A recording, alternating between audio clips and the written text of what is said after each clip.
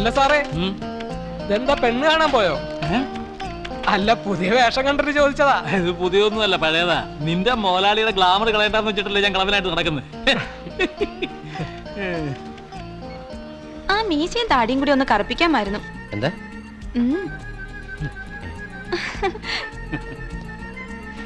എന്താ അലമാരിയിലെ പഴയ പാന്റൊക്കെ ഇരിക്കുന്നു. സംഭവം നല്ല സ്മാർട്ട് ആയിട്ടുണ്ടെന്നാ കണ്ടവരൊക്കെ പറഞ്ഞത്. നിനക്കെന്ത് തോന്നുന്നു? എനിക്ക് തോന്നണത് പറഞ്ഞാൽ ചിലപ്പോ അച്ഛനും മകനും തമ്മിലുള്ള ബന്ധം ഇന്ന് അവസാനിക്കും. അല്ല, ഓഡിറ്ററെ കണ്ടോ? പിന്നെ കാണാണ്ട്. പക്ഷേ അയാൾ ആള് ശരിയല്ല. അതെന്താ? അയാൾ ഇന്ന് ഫ്രീ ആണ്, എക്സ്ക്ലൂസീവ് ആയിട്ട് എന്നോട് ഇരിക്കാന്ന് പറഞ്ഞോണ്ടല്ലേ ഞാൻ ചെന്നത്. അവിടെ ചെന്നപ്പോഴോ ഒരു പൂരത്തിന്റെ ആള്. അപ്പൊ ആളെ കണ്ടില്ല. കാണാതെ പോരണമെങ്കിൽ മേനം വേറെ ജനിക്കണം. ഞാൻ ഇടിച്ചങ്ങ് കേറി. നമ്മുടെ കാര്യം കഴിഞ്ഞിട്ട് മതി എന്തൊന്ന് തീർത്തങ്ങ് പറഞ്ഞു. കംപ്ലീറ്റ് ഫയലും ക്ലോസ് ചെയ്യും. അതേതായാലും നന്നായി. അച്ഛനകത്തേക്ക് വാ, ടയർഡായിട്ട് വരികയല്ലേ. നമുക്കിനി കുറച്ച് വെള്ളം കുടിക്കാം. അച്ഛനിനി AC-ലിരുന്ന് ചായ കുടിച്ച് റിലാക്സ് ചെയ്തിട്ട് പോയാൽ മതി. ഓ, അത്രേ ഉള്ളൂ. നിനി വയ്യ. ഹലോ മേനോൻ.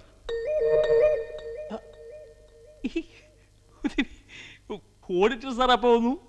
അച്ഛൻ അറിഞ്ഞൂടെ, ഇത് ഡബിൾ റോളാ. ഒന്ന് വീട്ടിലും ഒന്ന് ഇവിടെ. എന്താ ആളെ കളിയാക്കുന്നു?